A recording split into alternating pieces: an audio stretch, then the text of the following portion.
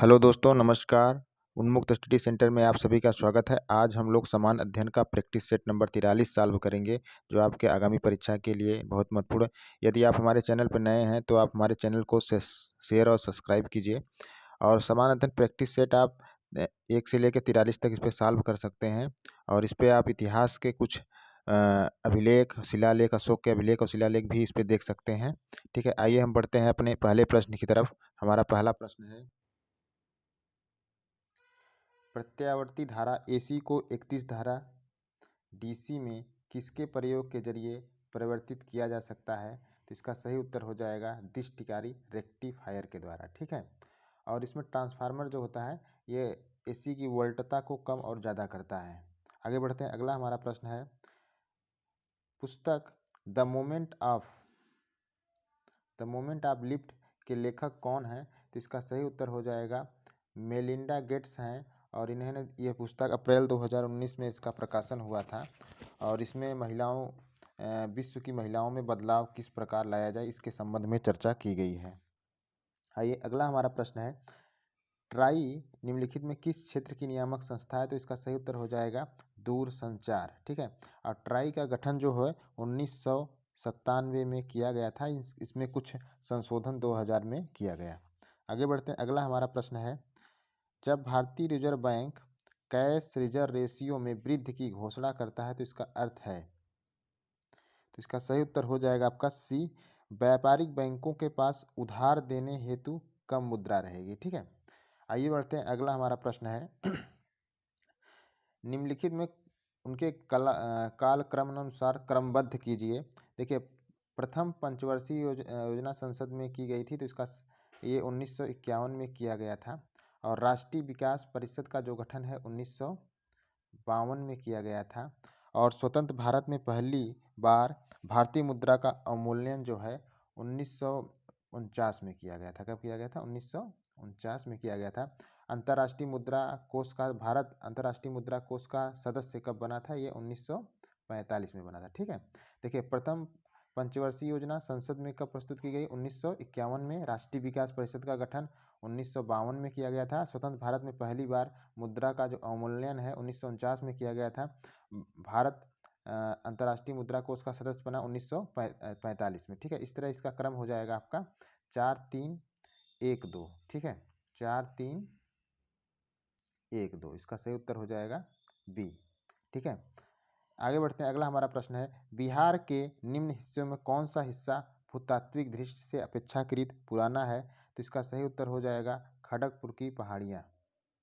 और ये वर्तमान में पश्चिम बंगाल के मिदनापुर जिले में स्थित है। ठीक है, आगे बढ़ते हैं, अगला हमारा प्रश्न है, राष्ट्रीय जलमार्ग जोड़ता है। तो राष्ट्रीय जलमार्ग किसको जोड़ता है? तो इसका सही उत्तर हो जाएगा हल्दिया से इलाहाबाद को जोड़ता है।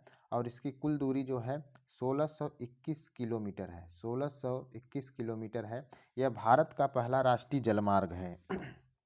आगे बढ़ते हैं, अगला हमारा प्रश्न है, निम्न वन्य अभयारण्यों में कौन सा उत्तर प्रदेश में स्थित है? तो इसका सही उत्तर हो जाएगा चंद्रप्रभा वन्य अभयारण्य जो है उत्तर प्रदेश में स्थित है। और इसका जो स्थापना है 1957 में किया गया था। 1957 में किया गया था। और यह 78 वर्ग किलोमीटर में फैला है। कितने? 78 वर्ग किलोमीटर में यह फैला है। आइए, अगला हमारा प्रश्न है, अग्नेय चट्टान नहीं है। तो इसमें पूछा है अग्नेय चट्टान नहीं है, तो इसका सही उत्तर हो जाएगा नाइस जो है अग्नेय चट्टान नहीं है। यह आपका रूपांतरित चट्टान है। क्या है ये? आपका रूपांतरित चट्टान है। ग्रेनाइट, साइनाइड, बेसाल्ट, ये है अग्नेय चट्टान है। ठीक है, आगे बढ़ते हैं, अगला हमारा प्रश्न है, काकोरम पर्वत श्रृंखला में सबसे ऊंची चोटी कौन सी है? तो इसका सही उत्तर हो जाएगा K2 गार्डविन आस्टीन जो है काकोरम पर्वत श्रृंखला की सबसे ऊंची चोटी है। और इसकी जो ऊंचाई है 8611 किलोमीटर है। कितना? 8611 किलोमीटर है। यह भारत की सबसे ऊंची चोटी है। और यह जम्मू कश्मीर में स्थित है। यह ट्रांस हिमालय का भाग है। किसका भाग है?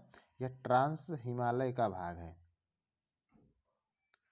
आगे बढ़ते हैं, अगला हमारा प्रश्न है, पीछे की ओर उड़ने वाला एकमात्र पक्षी कौन सा है? तो इसका सही उत्तर हो जाएगा हमिंग बर्ड है।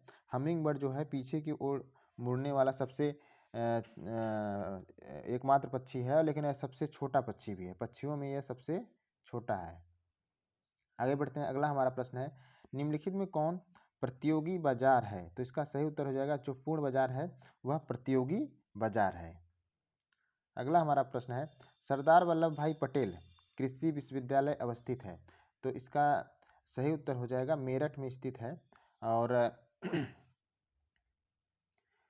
और मेरठ में इसकी स्थापना कब की गई थी? इसकी स्थापना 2000 ईस्वी में किया गया था। और उत्तर प्रदेश में कुल 5 कृषि विश्वविद्यालय हैं। कितने हैं? 5 कृषि विश्वविद्यालय हैं। और सरदार वल्लभ भाई पटेल कृषि विश्वविद्यालय आपका मेरठ में स्थित है। आगे बढ़ते हैं, अगला हमारा प्रश्न है, बाढ़ सुपर थर्मल पावर स्टेशन किस राज्य में स्थित है? तो इसका सही उत्तर हो जाएगा आपका बिहार राज्य में स्थित है। और यह पावर स्टेशन बाढ़ के पानी का उपयोग अपने रिएक्टर में करता है। ठीक है। अगला हमारा प्रश्न है, राष्ट्रीय जैव विविधता अथॉरिटी का मुख्यालय कहाँ है? तो इसका सही उत्तर हो जाएगा, इसका मुख्यालय जो है चेन्नई में है। इसका मुख्यालय चेन्नई में है। और इसकी स्थापना जो है राष्ट्रीय जैव विविधता अथॉरिटी का मुख्यालय जो है चेन्नई में है। और इसकी स्थापना आपका 2003 में किया गया था। कब किया गया था? 2003 में किया गया था। और यह जैव विविधता अधिनियम 2002 के प्रावधानों के क्रियान्वयन से संबंधित है। जो आपका जैव विविधता अधिनियम 2002 पारित किया गया उससे संबंधित है ये। ठीक है। आगे बढ़ते हैं, अगला हमारा प्रश्न है, पृथ्वी की सबसे आंतरिक परत, पृथ्वी की सबसे आंतरिक परत मुख्यतः बनी है? तो इसका सही उत्तर हो जाएगा, पृथ्वी की जो सबसे आंतरिक परत है निकिल और लोहे से बनी है। किससे बनी है? निकिल और लोहे से बनी है। और इसे क्रोड भी कहते हैं। क्या कहते हैं? इसे क्रोड भी कहते हैं। और इसे निफे भी कहते हैं। क्या कहते हैं? इसे निफे भी कहते हैं। ठीक है। पृथ्वी का जो सबसे आंतरिक परत है वह निकेल और लोहे से बनी है। इसे क्रोड भी कहते हैं, इसे निफे भी कहते हैं।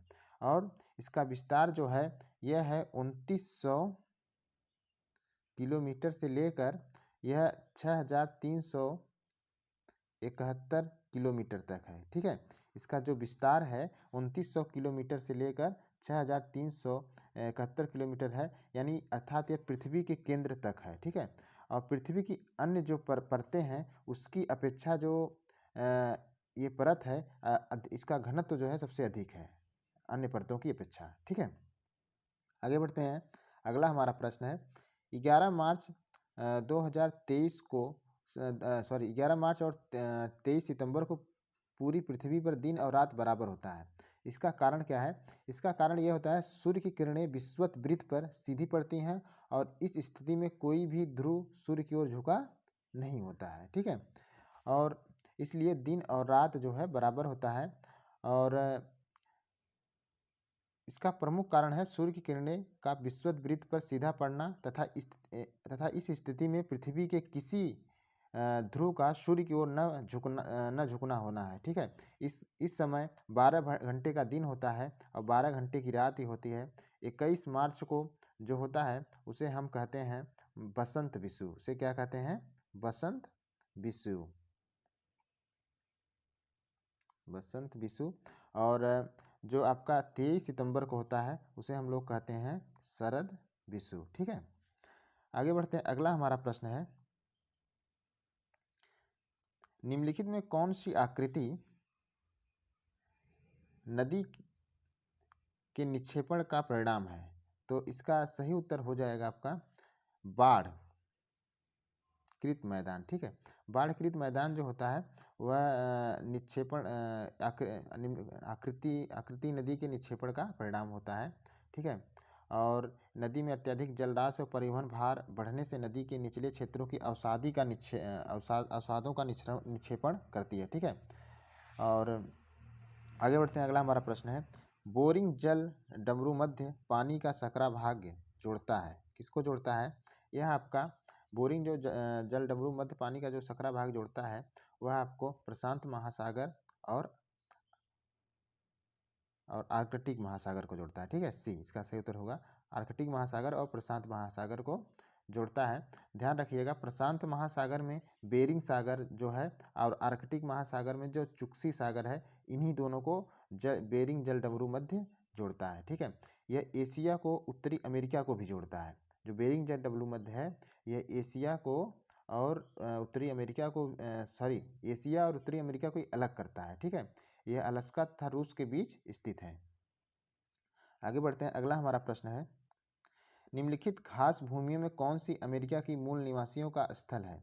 तो इसका सही उत्तर हो जाएगा पेरी जो है वह अमेरिकी मूल निवासियों का निवास स्थल है और उत्तरी अमेरिका में पाई जाने वाली यह घास की भूमि है। उत्तरी अमेरिका में पाई जाती है। कहाँ पाई जाती है? उत्तरी अमेरिका में पाई जाती है।